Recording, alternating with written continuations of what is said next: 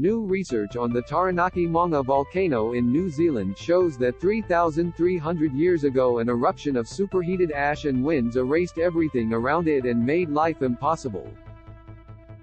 Rafael Torres-Orozco, an associate professor in volcanology, said the ash cloud would have reached the atmosphere at 100 kilometers per hour, generating winds as hot as 90 degrees. Life wouldn't have been possible.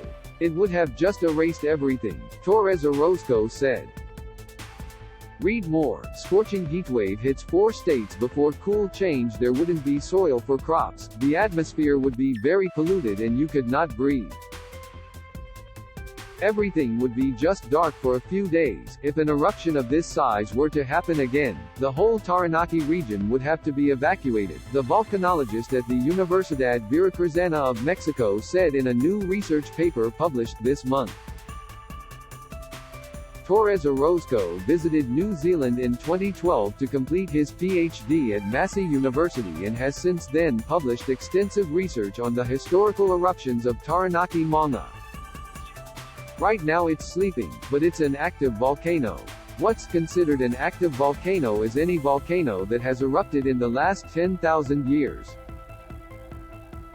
Taranaki has lots of seismic activity, so it's really alive. In terms of eruptions, Taranaki has erupted at least 19 to 20 times in the last 5,000 years.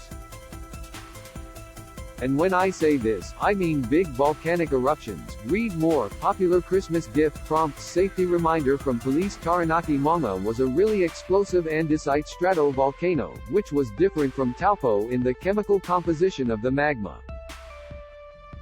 The location of New Zealand, where the South Pacific and Australian tectonic plates collide, made it a country exposed to seismic activities, such as the subplinian eruption in 1655 that would have covered most of the eastern part of the Taranaki Peninsula with ash, Torres-Orozco said. The volcano hasn't erupted in more than 200 years and the next eruption was overdue already. I think it will definitely happen in the next 100 years. If we look at the statistical data, Taranaki should have erupted a while ago. Torres-Orozco, also a keen climber, has studied the geology of volcanoes by collecting rocks on the field. Read more. The Year in Pictures, the major stories in news, world, sport and entertainment in 2022. As part of his research, he got to use a particle accelerator the size of a football stadium in Melbourne, which produced the energy required to scan rock samples. The best memory he had from his time in NZ was of reaching the summit of Taranaki Maunga. I climbed to the top during winter. There was nobody there. It was just me and the snow. Nothing to do with eruptions and geology.